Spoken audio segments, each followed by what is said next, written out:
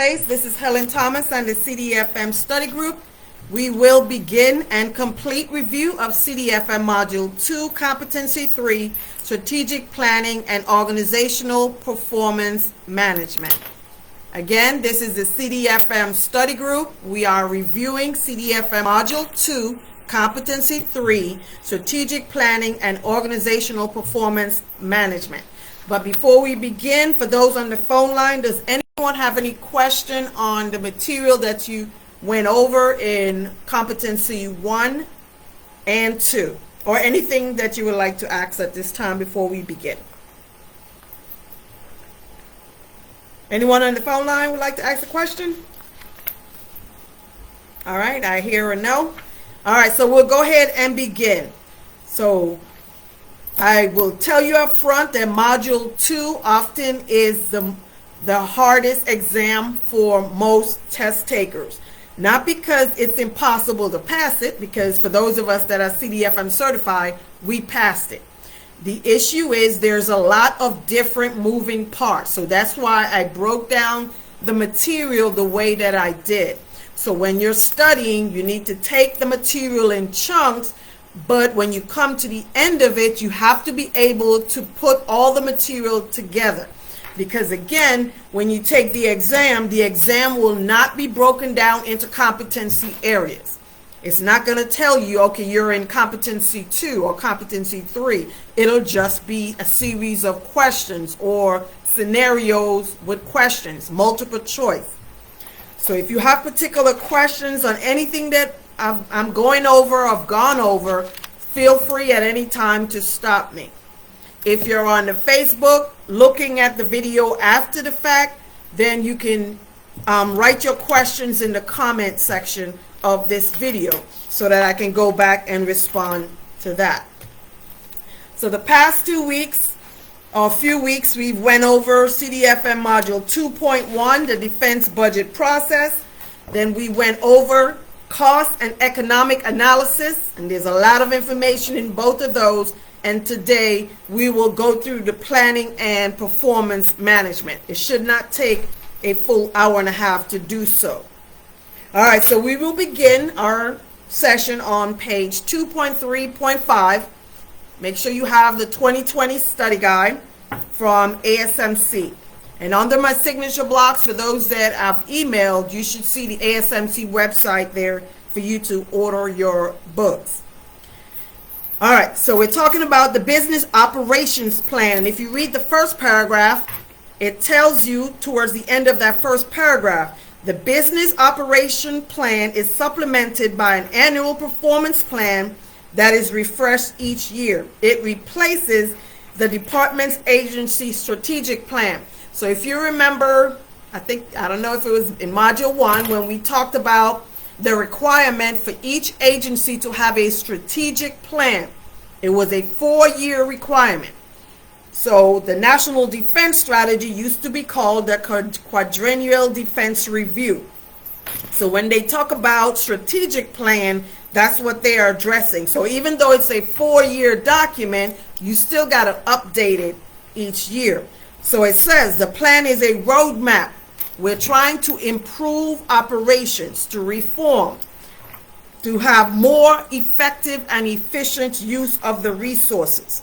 So the 3 bullets at the top, rebuild our readiness, right? So from where we are, the resources that we currently have, we want to rebuild that readiness as we build a more lethal force.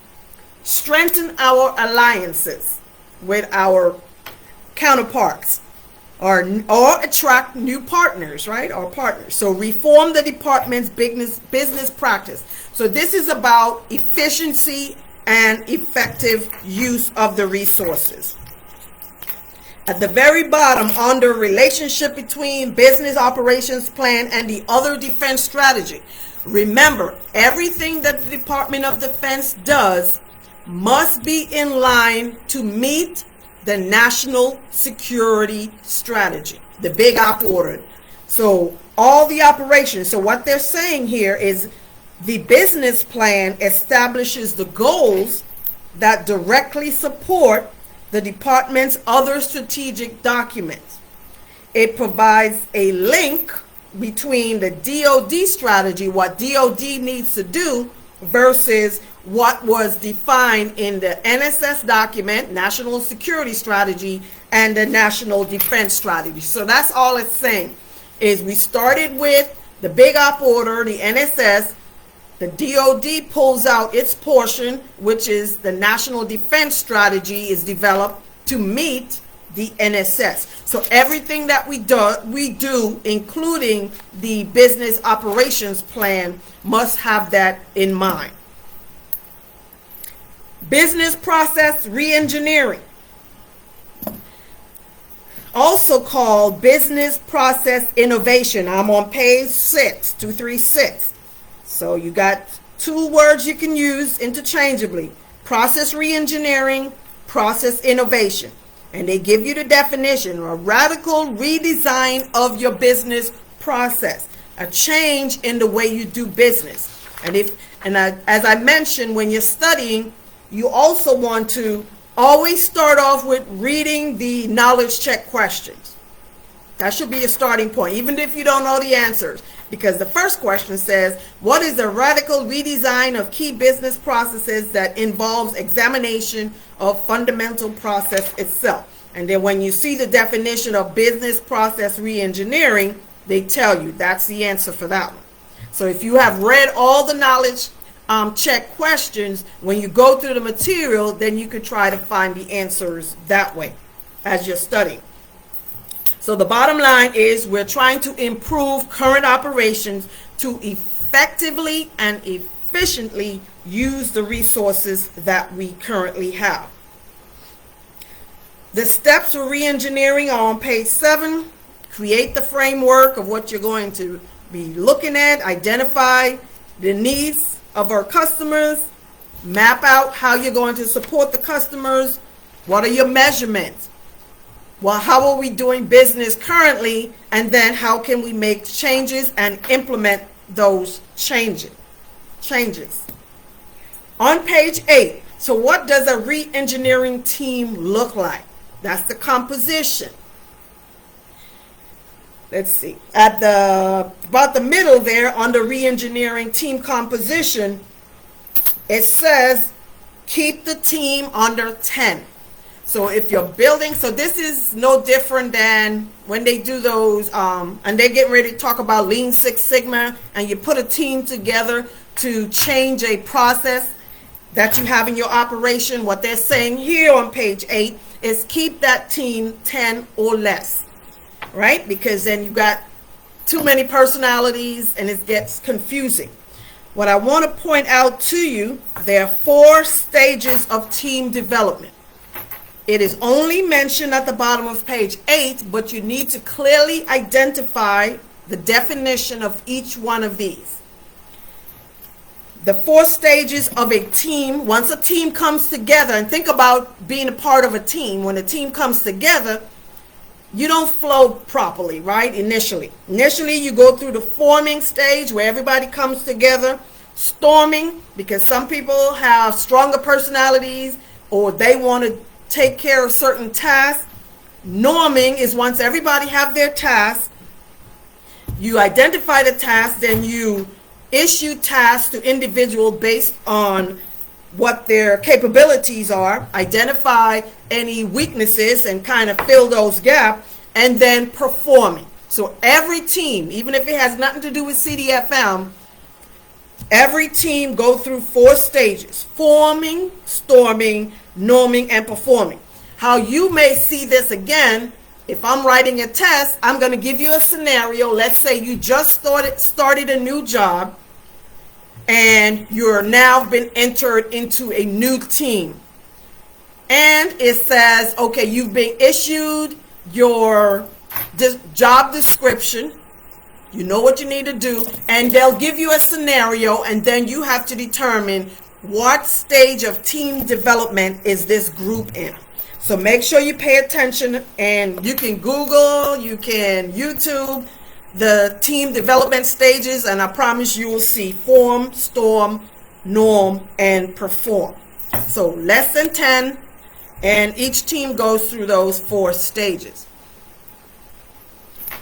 So continuous process improvement concept is, if you've heard the term, been around long enough, you've heard about Lean Six Sigma. So let's look at the definition. So the Six Sigma part of it is a management process to reduce inefficiencies or defects in our operation. Don't just say this is how we always did it, so we're going to keep doing it. Look for ways in which you can improve. So to reduce those ineffective processes or defects, that's the Six Sigma. The Lean Six Sigma is a combination of two methods used to reduce fraud, waste, abuse, defects, or general mistakes. Because of the operation and the process that we use, it may result in particular mistakes. So we're trying to narrow those mistakes. Lean Six Sigma. So any question thus far on team development or the Lean Six Sigma process? So study group means you don't have to just listen to me. You can ask questions. You can participate. So I'm no different than a tutor. If we're tutoring, that means I'm going to ask questions and try to get some feedback. So any feedback on any questions we've discussed? Okay? All right, the bottom of page 9 says there are 5 steps in the Six Sigma process. And they give you an acronym. DMAIC. Define, measure, analyze, improve, and control. And let's see if we go into any detail. So I don't think we go into any detail, so let's look at it. Define, what's the problem, right? We can't look at everything. We can't fix everything that we may think is wrong. So let's identify an area that we want to improve. So we got to define the scope of that problem. What are our measurements? Measure includes how we're going to collect the data associated with that problem. And then we got to organize the data so that we can actually analyze it to figure out the cause, why things are the way they are. How can we improve our operation? And then we put control measures in place to ensure that we keep that new standard. So Lean Six Sigma in a short version. 2.3.10 is talking about benchmarking. So a benchmark is a measurement of what right looks like. You know, when they say the best in class, so what right looks like is your starting point. That's a benchmark. So best in class or world class is a term associated with it. And they give you the 10 steps. I'm not going to go over that because you can read that on your own. All right, Government Performance and Results Act at the top of page 11. So in 1993, the GPRA provided the requirement for performance planning, reporting, and budgeting for federal agencies. So which law instituted the need to have these performance measurement? The 1993 GPRA, Government Performance and Results Act. So to give accountability, auditability, all of those things are listed there. So 1993. And then in 2010, they updated it to add some additional steps, again, to adjust to the new technologies in place, to modernize, to update, provide annual reports to Congress. So what you're going to need to do is look at what was stated in 1993 and then what were the changes in 2010. So that's what I was doing there. On page 13, the strategic plan is referring back to the 2010 update, requires agencies to prepare a strategic plan. And it's made available to the President and Congress anytime necessary.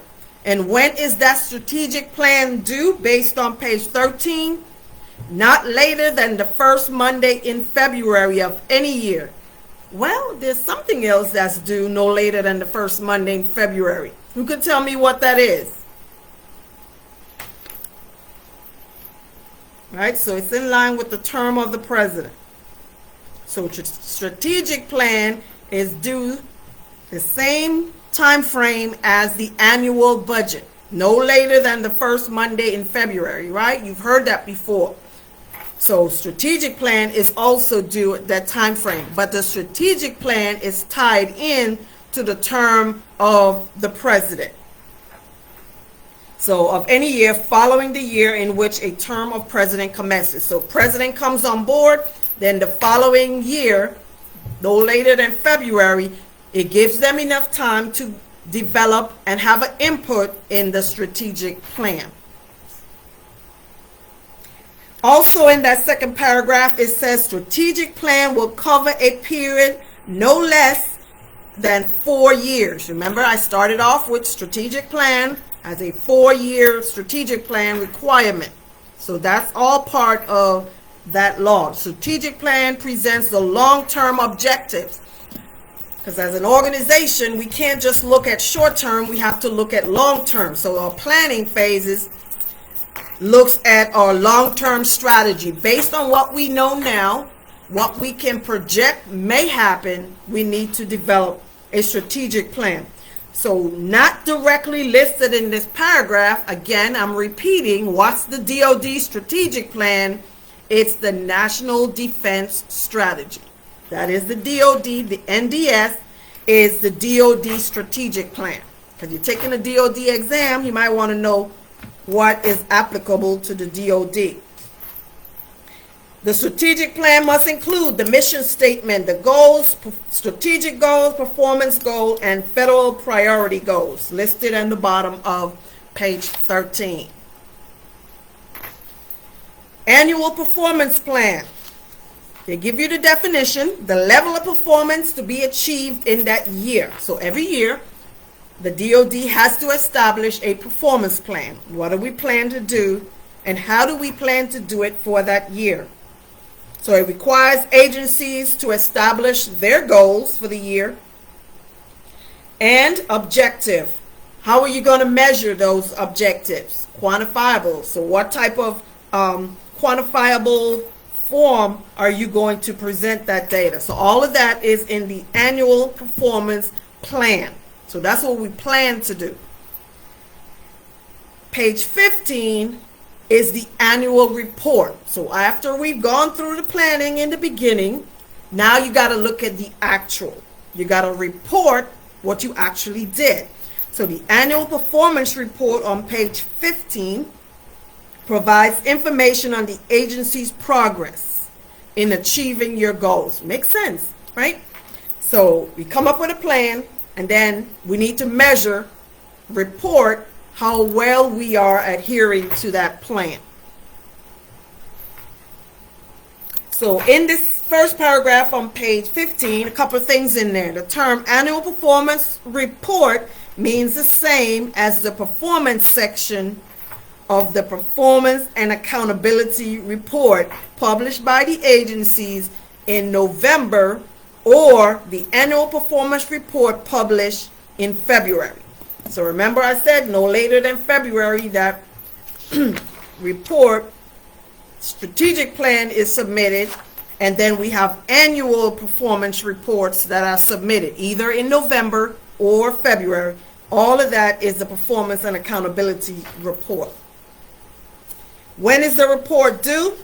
According to the GPRA Modernization Act, second paragraph on page 15, it requires the agencies not less than 150 days after the end of that fiscal year, they have to submit an annual performance statement, update on how they perform for that year.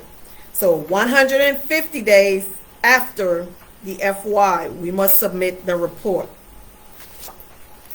For those that are new to the study group, just because I am skipping information does not mean you get to do that. You have to read everything in the book to get a greater understanding of the material. I am just pointing out certain areas that you need to make sure that you understand as we go through the material. But I recommend go through, read it like a novel. You're trying to understand the process, who did it, who's doing it, why are they doing it, what do they produce, How often do they produce it? When? Those are all the questions you're trying to answer.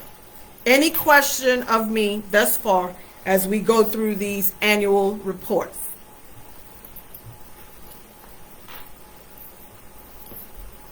All right. So I don't hear anything on the phone line. Some of you might be here just to see what Helen Thomas is doing.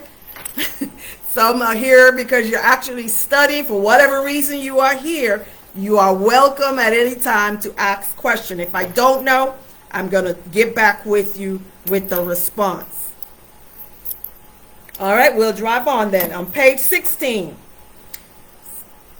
So the DOD's alternative. So again, we got to report how we perform, annual performance statements. But at the bottom, it's specific to the DOD. So let's take a look at that. So rather than submitting a consolidated PAR, which is what we just discussed, Performance and Accountability Report, the DOD submits the DOD Agency Financial Report, which includes the Annual Statement of Assurance and financial statements. So they submit it to Congress and to OMB by 15 November.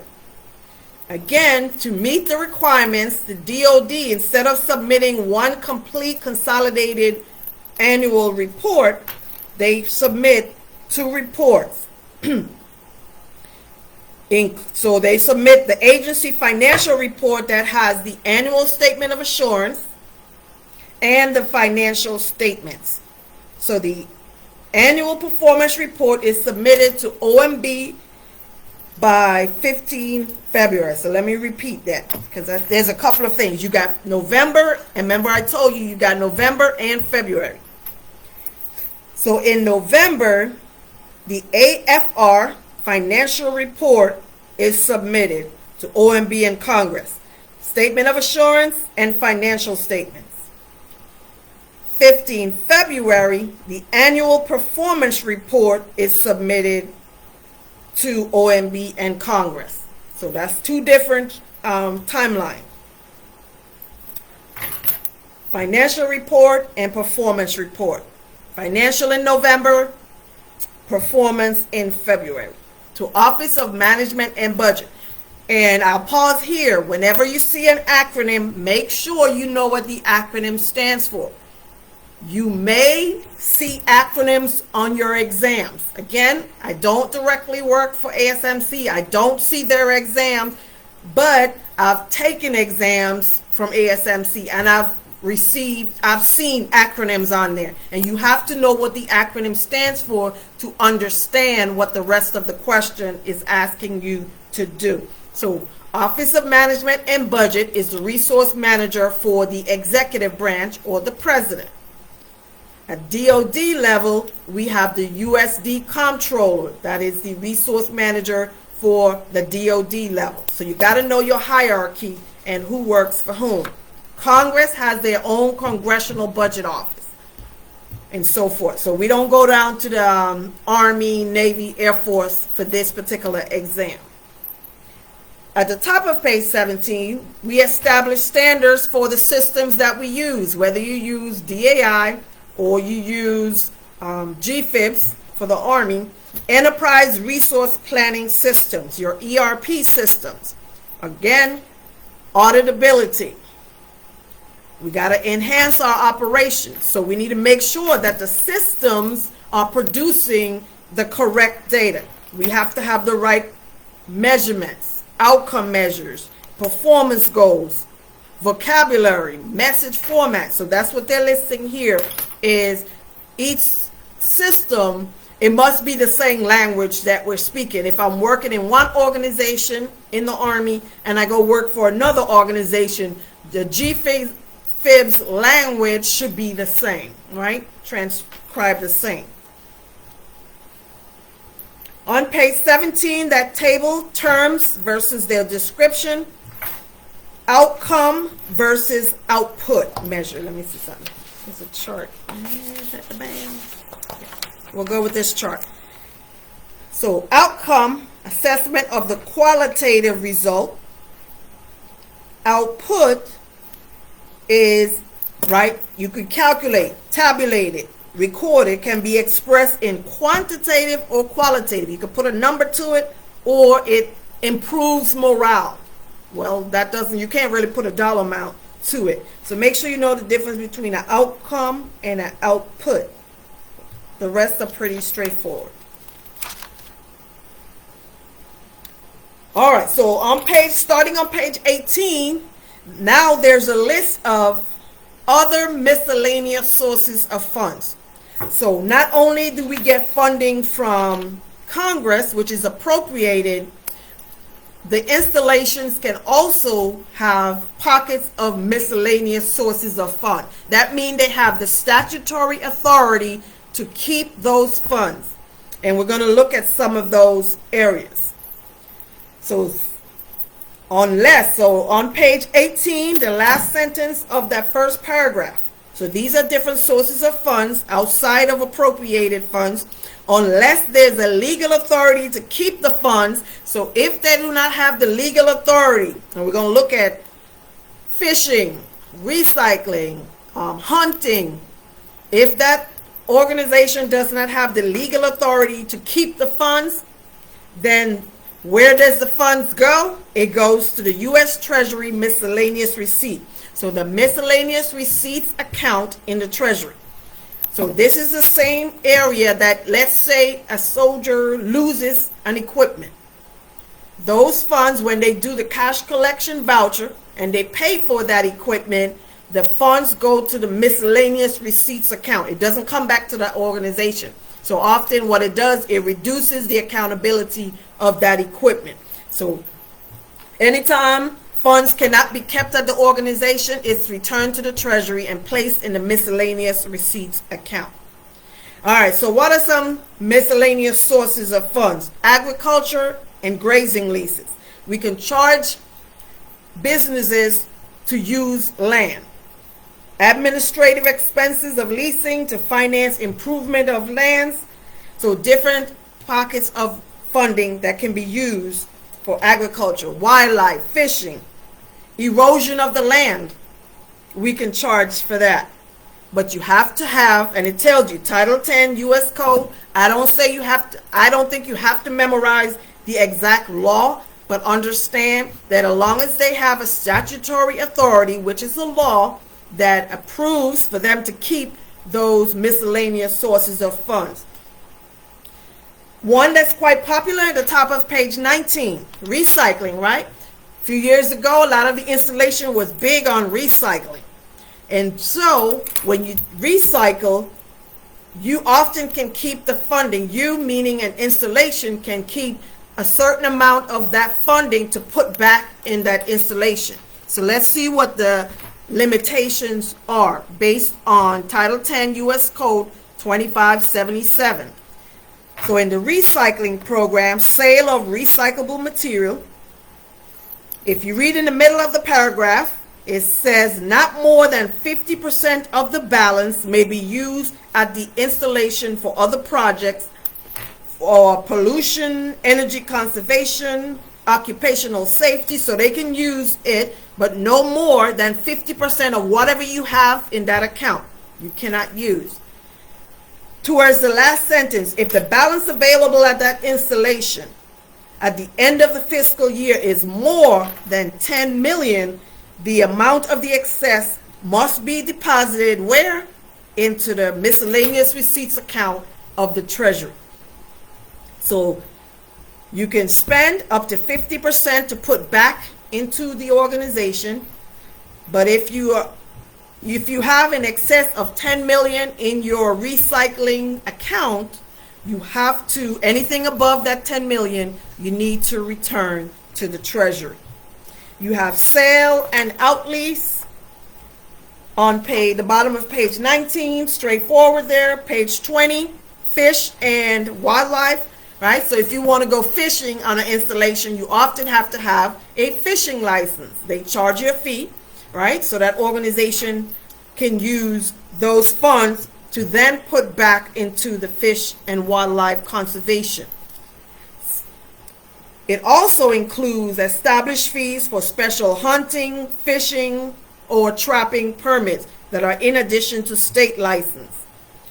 Fees collected at installations being closed. So let's say you have an installation that has funding in their fish and wildlife program.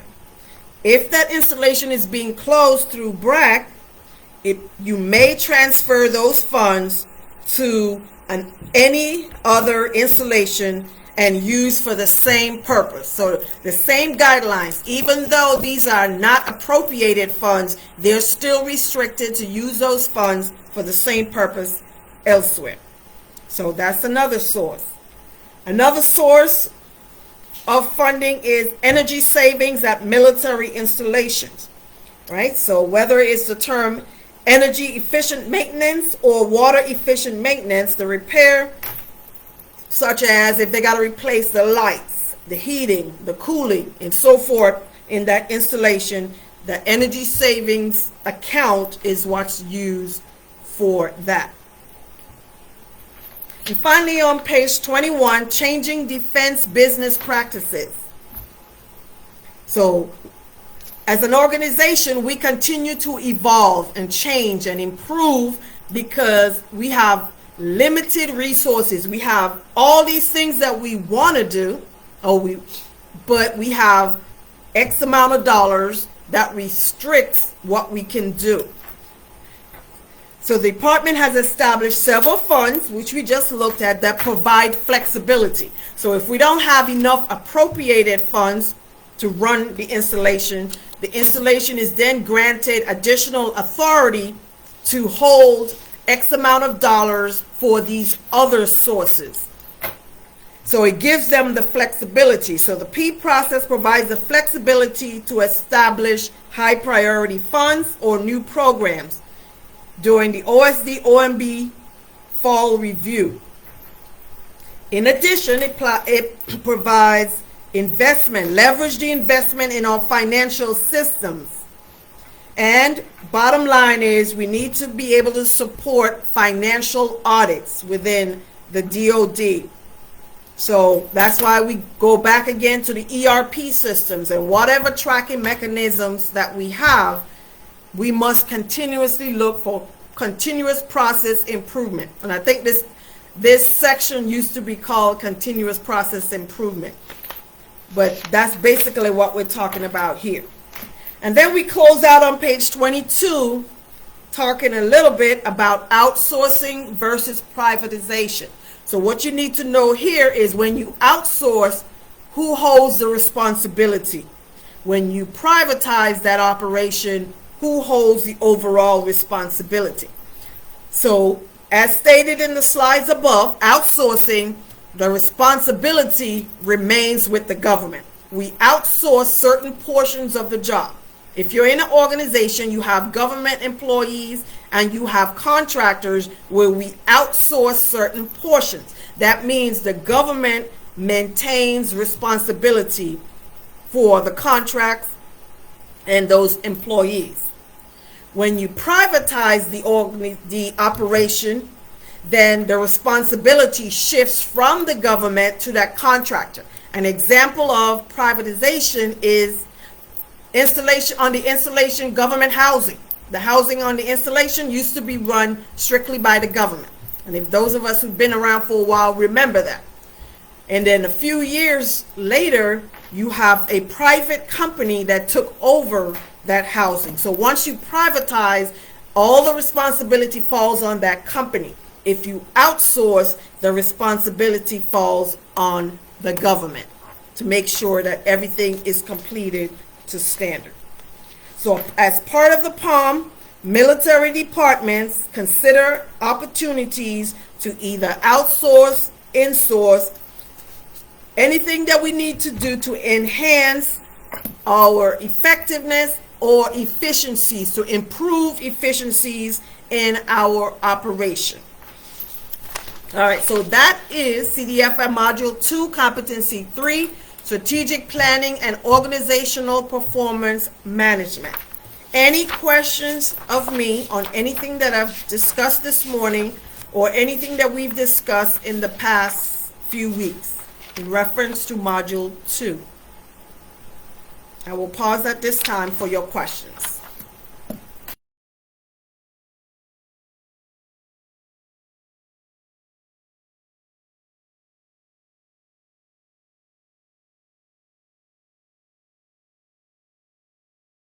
On so I can see. So I'm going to go ahead and close out for today's session. So as you look at the description for Module 2 exam, understanding that fiscal law is covered in all 3 modules. The information overlaps. The fiscal law is actually in full in Module 3, but a lot of that information can flow over in Module 2. So next week, we're going to go over Module 3, Competency 1, which is the fiscal law, to get you started and understanding more of the fiscal law. Because you notice we've gone through all of Module 2, but there is not a whole lot of fiscal law in it. But when you looked at the breakdown of the exam, the majority of the questions come from fiscal law. So it makes sense. I'm going to go over the fiscal law next week as we continue to complete review of Module 2. Ensure that you are reviewing the material.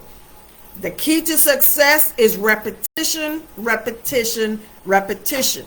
The more you go over the material and gain an understanding of it, you'll be able, if I take a puzzle and I throw all these words, buzzwords out there, annual performance plan, strategic plan, National Security Council, USD Comptroller, OMB, and I start throwing these acronyms at you, can you then take those pieces and put those individuals, those organizations in the right place? I throw JSIS, I throw PPBE, Defense Acquisition System. Can you make sense of that puzzle? Can you put it back together? You will never feel like you completely know all the information, but if you're able to put the pieces where they go in that puzzle, then any question that's asked of you on the exam, you'll be able to visualize it. You cannot use the study guide, the book. You cannot use your calculator during the exams. So you're going to have to understand the formulas. You're going to have to understand the processes, the key individuals, the documents, and all of that. So that is my goal here. But you have to review the material before and after you come to the study group. And if you've been to the 5-day EDFMT course with ASMC, you do not want to wait another 2, 3, 4, 6 months, a year to take your exams. So you should be going through the material and plan to take your exam shortly thereafter. All right, if you have not already subscribed to our YouTube page, please do so that YouTube will have more visibility for people that are studying for the exam. I would greatly appreciate it if you consider subscribing to our YouTube page. This is Helen Thomas and the CDFM study group. That's all we have for today. I'll see you guys again next time.